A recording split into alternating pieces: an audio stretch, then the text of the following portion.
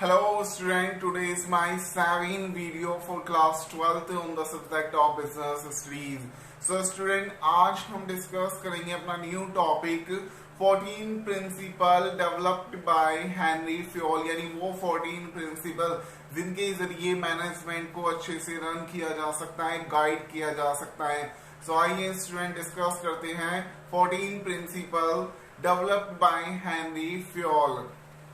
सो student discuss करते हैं 14 principle developed by Henri Fayol. Guys 14 principle discuss करने से पहले मैं आपको बता दूं background and history of Fayol, यानी जो हमारे हेनरी फ्योल थे उनकी बैकग्राउंड और हिस्ट्री क्या है। गाइस आते हैं, Henri Fayol was born in France in 1841, यानी जो हेनरी फ्योल थे उनका जन्म फ्रांस में 1841 में हुआ था, जो कि एक कोल माइनिंग इंजीनियर थे। गाइस ये जो आपकी हिस्ट्री है, इस बार क्या हुआ है, जो आपका एग्जाम पैटर्न है वो थोड़ा सा चेंज हुआ है, उसमें इस बार एमसीक्यू आ रहे हैं। तो गाइस ये बहुत ही इंपॉर्टेंट पॉइंट है आपका नोट करने के लिए, जिसमें आपसे पूछा जा सकता है 1 मार्क्स में एमसीक्यू में कि जो हेनरी फ्योल थे उनका जन्म कहाँ हुआ था, कब हुआ था और वो क्या थी। सो गाइस इसको आप नोट कर लेना। उसके बाद आते हैं students 14 principal of management developed by Henri Fayol, यानी वो 14 प्रिंसिपल जो हेनरी फ्योल के द्वारा दिए गए थे। सो गाइस उसमें फर्स्ट नंबर का है हमारा division of work. So guys जो ये डिवीजन ऑफ वर्क है, इसका मीन है कि जो भी आपको टास्क आपके बिजनेस फर्म में या मैनेजमेंट के जरिए दिया जाता है, उस टास्क को डिवाइड कर देना according to qualification, according to knowledge skills. यानी आपको क्या करना है, फॉर एग्जाम्पल सपोज कीजिए एक कंपनी में बहुत सारी यूनिट्स बनाई जाती है, बहुत सारा वर्क होता है। फॉर एग्जांपल जैसे आपके सेल्स डिपार्टमेंट है,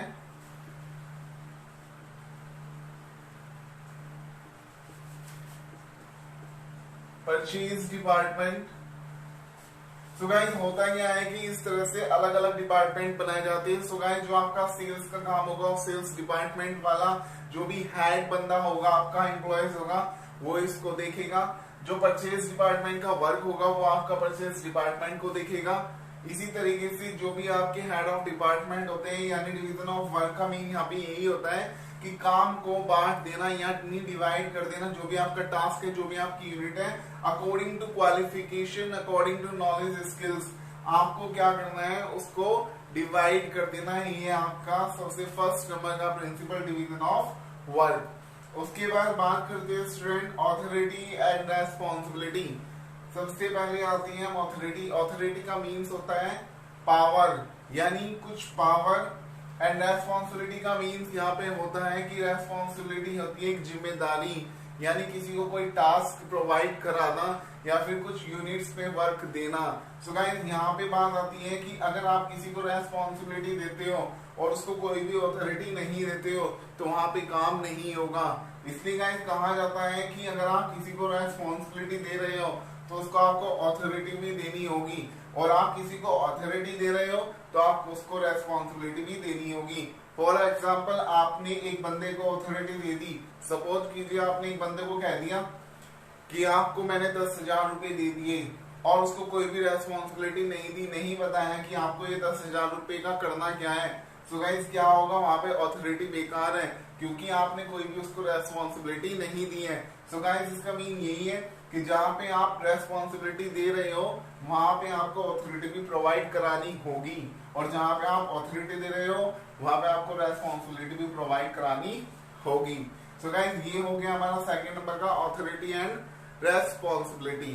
ये थर्ड नंबर डिसिप्लिन, यानी जो हमारा प्रिंसिपल ऑफ मैनेजमेंट है उसमें डिसिप्लिन क्या कहता है। स्टूडेंट डिसिप्लिन के बारे में आप सभी जानते हैं, जो कि आपके स्कूल में भी फॉलो किया जाता है, क्योंकि बिना डिसिप्लिन के कोई भी वर्क सिस्टमैटिक तरीके से नहीं चल सकता। सो स्टूडेंट यहाँ पे डिसिप्लिन का मीन्स भी यही है कि अगर कंपनी में वर्क एक तरह से सिस्टमैटिक तरीके से चल रहा है, वहां पे रूल्स और रेगुलेशन जो भी है वो फॉलो किए जा रहे हैं अच्छे से, तो वहां पे क्या होगा, जो मैनेजमेंट होगा, जो वहां का ऑर्गेनाइजेशन होगा, वो अच्छे से वर्क करेगा। सो गाइस ये हो गया आपका डिसिप्लिन। उसके बाद आते हैं फोर्थ नंबर के प्रिंसिपल पे, यूनिटी ऑफ कमांड। यूनिटी का मतलब होता है एक, कमांड का मतलब ऑर्डर, इसका मीन गाइस यहाँ पे ये है कि जो आपकी कमांड है, जो आपका ऑर्डर है, अगर वो एक होगा, यानी जो भी कंपनी है, जो भी ऑर्गेनाइजेशन है, जो भी मैनेजमेंट है, अगर उसमें एक बॉस होगा, एक कमांड होगी, तो उसको आप अच्छे से फॉलो कर सकते हो। लेकिन अगर कंपनी में सपोज कीजिए आप मैनेजमेंट में, ऑर्गेनाइजेशन में एक या एक से ज्यादा बॉस होते हैं, तो वहां पे क्या होगा, वहां पे कमांड को आप फॉलो नहीं कर सकते। फॉर एग्जाम्पल, आप ही के स्कूल में आप ही के टीचर, अकाउंट के टीचर ने आपको बोला कि ये बुक्स आपको स्टाफ रूम तक लेकर जानी है, तभी आपको आपके इकोनॉमिक्स के टीचर ने बोल दिया कि नहीं, पहले आपको ये काम करना है। उसी टाइम आपके बीएसटी के टीचर ने भी आपको बोल दिया कि नहीं, पहले आपको ये काम करना है। उसी टाइम आपके प्रिंसिपल ने, वाइस प्रिंसिपल ने भी बोल दिया आपको कि आपको नहीं, पहले ये काम करना है। सो गाइस, वहां पे क्या होगा कि आपको एक से ज्यादा जो भी कमांड प्रोवाइड की गई है, आप उस काम को अच्छे से नहीं कर पाओगे। पहले तो आप यही डिसीजन नहीं ले पाओगे कि पहले मैं किसका काम करूं, क्योंकि गाइस वहां पे क्या होता है, फॉर सेम यही कंडीशन अगर आपके बिजनेस में, ऑर्गेनाइजेशन में आती है, तो आप ये सोचते हो कि अगर मैंने पहले उसका काम किया तो दूसरे वाला बंदा बुरा मान जाएगा, उसका काम किया तो वो पहले वाला बंदा बुरा मान जाएगा। सो गाइस, वहां पे क्या होता है कि जो भी आपको कमांड या ऑर्डर दिया जाता है, आप उसको अच्छे से फॉलो नहीं कर पाते। तो यूनिटी ऑफ कमांड का यहाँ पे यही मीन है। फॉर एग्जाम्पल, यहाँ पे डायग्राम में लिखा हुआ है कि एक जो है वो एक अकेला सिंगल बॉस है एक कंपनी में, और यहाँ पे आपने देखा होगा ए बी सी, ये तीनों बॉस है एक कंपनी में। तो गाइस, यहाँ पे क्या हो रहा है कि देखो आप, जो GHIJ यानी ये क्या है, ये एम्प्लॉयज हैं। यहाँ पे जो कमांड फॉलो हो रही है वो एक अच्छे तरीके से फॉलो हो रही है, और यहाँ पे कमांड का पता ही नहीं लग रहा कि किसको क्या कमांड दी जा रही है। सो गाइस, ये तो हो गया आपका right way according to unity of command, और ये हो गया आपका wrong way according to unity of command. So guys, principle of management में यही कहा जाता है, अगर आपको एक कमांड प्रोवाइड हो रही है तो वहां पे क्या होगा, वहां पे आप सिस्टमेटिक तरीके से काम कर पाओगे, उस कमांड को, उस ऑर्डर को फॉलो कर पाओगे। और जहां पे आपको एक या एक से ज्यादा कमांड दी जा रही है, वहां पे आप काम को अच्छे से नहीं कर पाओगे, यानी उस कमांड को, उस ऑर्डर को आप फॉलो नहीं कर पाओगे। उसके बाद आते हैं 5th नंबर का principle, subordination of individual interest to general interest. So student, इसका मीन ये होता है कि जहां पर कंपनी के बिजनेस के बेनिफिट के साथ एम्प्लॉयज का बेनिफिट जुड़ा हो, वर्कर्स का बेनिफिट जुड़ा हो, तो वहां पे आता है subordination of individual interest to general interest.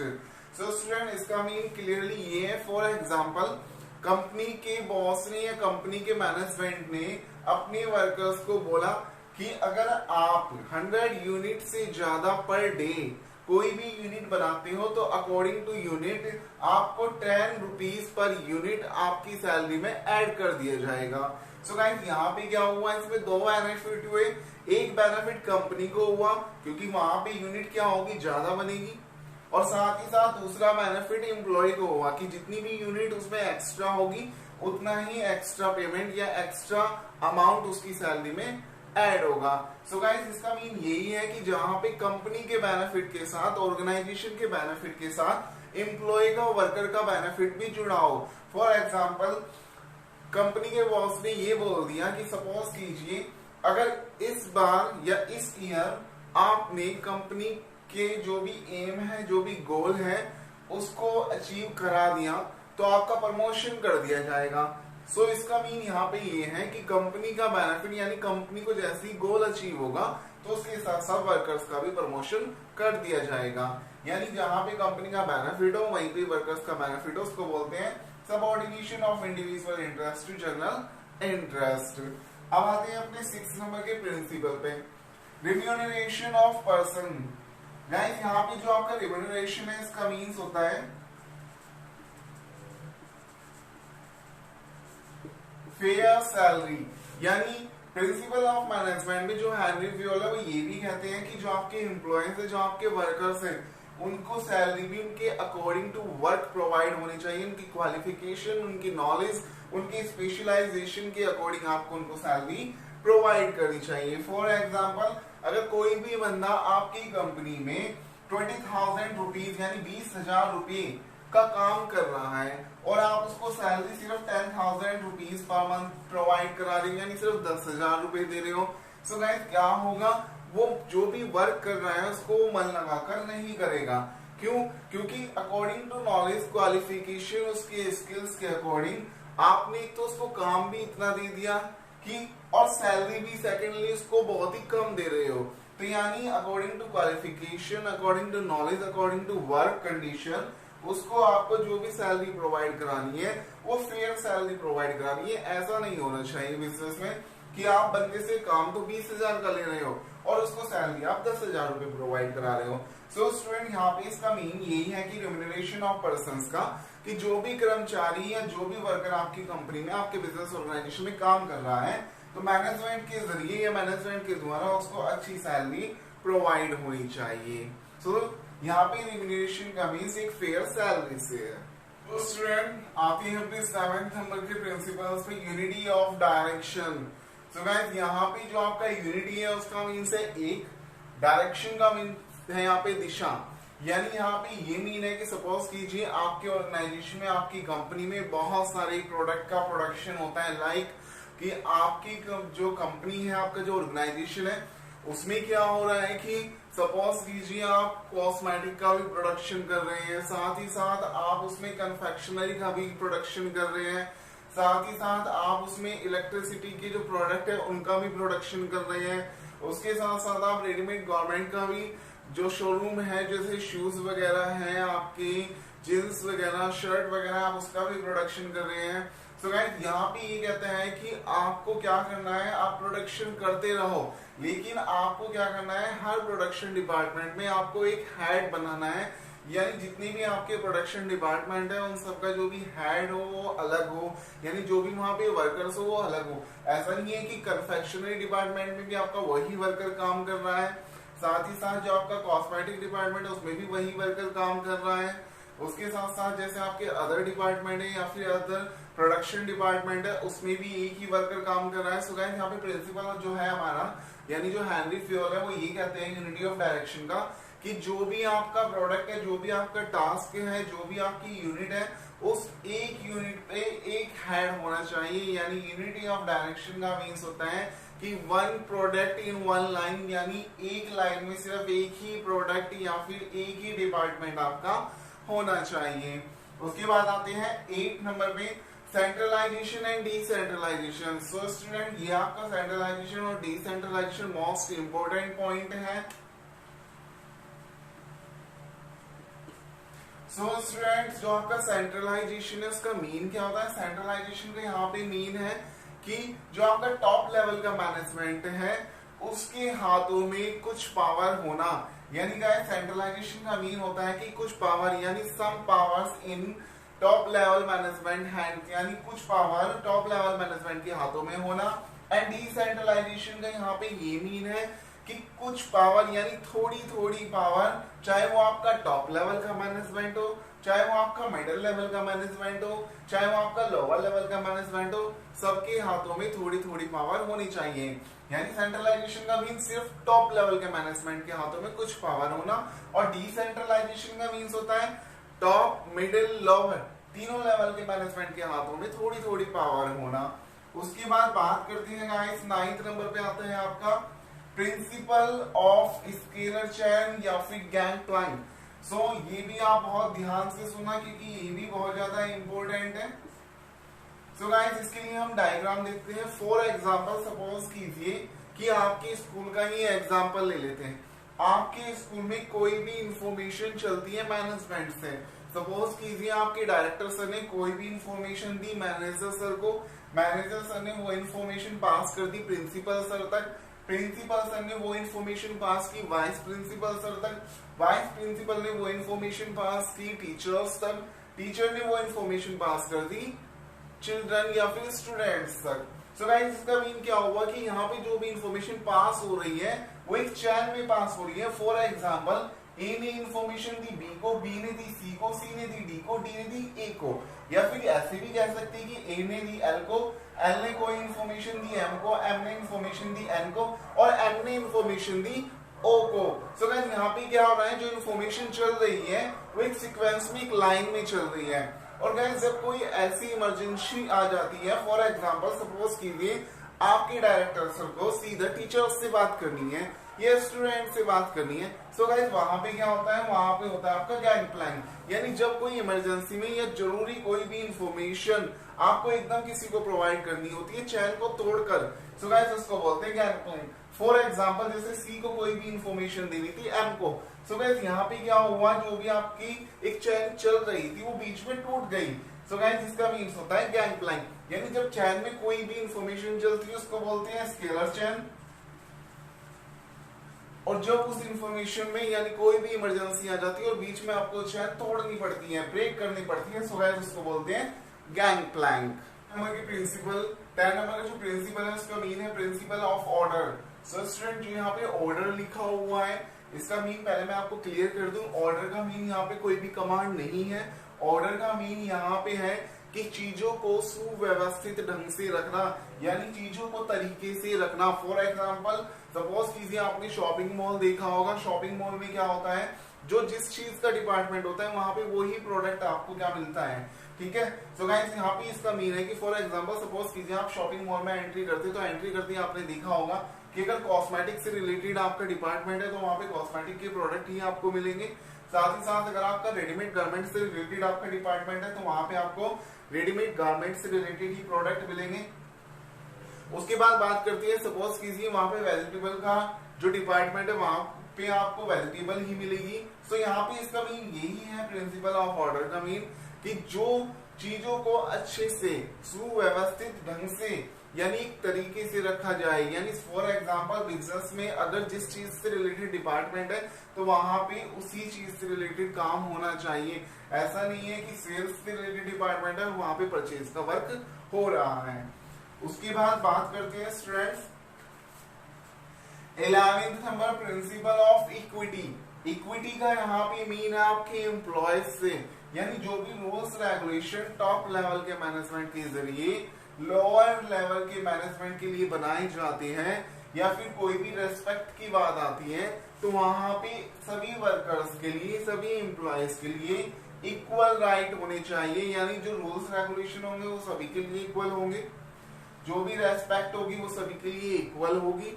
So guys यहाँ पे यही मीन है प्रिंसिपल ऑफ इक्विटी का, कि जो भी आपके एम्प्लॉयज हैं उनके साथ जैसा भी आप व्यवहार करते हैं, जैसे भी आप बिहेव करते हैं, जो भी रूल्स रेगुलेशन आप मैनेजमेंट के जरिए बनाते हैं वो सबके लिए इक्वल फॉलो होने चाहिए। उसके बाद बात करते हैं 12th stability of tenure of personal. So student यहाँ पे इसका ये मीन है कि जो भी कर्मचारी, जो भी एम्प्लॉय आपकी कंपनी में, आपके ऑर्गेनाइजेशन में काम करता है उसका वहां पे ठहराव होना चाहिए, यानी वो वहां पे टिका हुआ होना चाहिए। ऐसा नहीं है कि उसने 3 दिन इस कंपनी में काम किया, उसका मन नहीं लगा, फिर उसने दूसरी कंपनी में काम करना शुरू कर दिया, दूसरी कंपनी में उसने 3-4 दिन काम किया, उसका वहां भी मन नहीं लगा, उसने तीसरी जगह काम करना शुरू कर दिया, उसका वहां भी मन नहीं लगा, उसने चौथी जगह काम करना शुरू कर दिया। सो गाइस इससे क्या होगा, ना तो कंपनी में वर्क हो पाएगा, ना ही वो कंपनी अपने गोल को अचीव कर पाएगी और ना ही वो एम्प्लॉय अपनी आपको कहीं पे भी स्टेबल कर पाएगा। 30 नंबर के प्रिंसिपल की इनिशिएटिव। इनिशिएटिव का यहाँ पे ये मीन है कि किसी चीज के लिए पहल करना।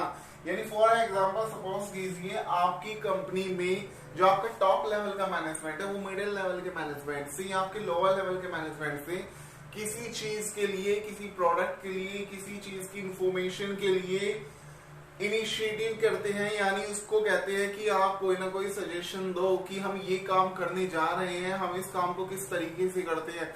यानी आप अपनी कंपनी में कोई भी काम शुरू करने जा रहे हैं, उसके लिए कुछ सुझाव अपने मिडिल लेवल के मैनेजमेंट के, लोअर लेवल के मैनेजमेंट के लेना, यानी उनको सुझाव देने के लिए प्रेरित करना, आगे करना कि भाई आप लोग भी अपने कुछ सुझाव दो। सो उससे क्या होगा, आपके एम्प्लॉयज जो होंगे वो अपने आप में एक तरह से प्राउड फील करेंगे कि हाँ हमारी भी मैनेजमेंट में कहीं ना कहीं कुछ ना कुछ रेस्पेक्ट है, हमें भी पूछा जाता है। सो गाइस इनिशिएटिव का यहाँ पे यही मीन है कि किसी चीज के लिए पहल करना, यानी अपने एम्प्लॉयज को आगे लेकर आना। उसके बाद बात करते हैं 40 number last principle, esprit de corps. So guys यहाँ पे इसका ये मीन है टीम वर्क में काम करना। फॉर एग्जाम्पल आपको 100 यूनिट कंप्लीट करनी है, सो गाइस आपने क्या किया, 10 वर्कर्स का 10 यूनिट में एक ग्रुप बना दिया जिसमें आपने सभी वर्कर्स को 10 यूनिट प्रोवाइड करा दी। सो गाइस उसमें क्या होगा, अगर आपके 10 बंदों के ग्रुप में से या 10 एम्प्लॉयज के ग्रुप में से कोई 2 एम्प्लॉयज कहीं पे चले भी जाते हैं या वो किसी भी कारणवश बीमार हो जाते हैं, सो उससे जो आपकी यूनिट होगी वो कंप्लीट होती रहेगी, वो बीच में नहीं रुकेगी। सो इसका मीन होता है स्पीड डिकॉप्स का कि टीम वर्क बना के काम को करना ताकि आपका काम इजी वे में और जल्दी पूरा हो जाए, यानी जो आपका टारगेट हो जल्द से जल्द अचीव हो जाए। सो स्टूडेंट ये तो हो गई हमारी वीडियो नंबर 7 कंप्लीट, जिसमें हमने यहाँ डिस्कस किए हैं 14 principle developed by Henri Fayol. So student इन 14 प्रिंसिपल के बारे में आपको एक बात और बता दूं, ये जो 14 प्रिंसिपल है बहुत ही मोस्ट इंपॉर्टेंट है, क्योंकि एग्जाम में आपके इनमें से 14 प्रिंसिपल में से कोई भी केस स्टडी आ सकती है किसी भी प्रिंसिपल के ऊपर। सो इसलिए इनको अच्छे से आप प्रिपेयर कीजिएगा, और अगर कोई भी प्रॉब्लम आपको किसी भी प्रिंसिपल में आती है तो आप कमेंट बॉक्स में लिखकर अपनी प्रॉब्लम को शेयर करा सकते हैं।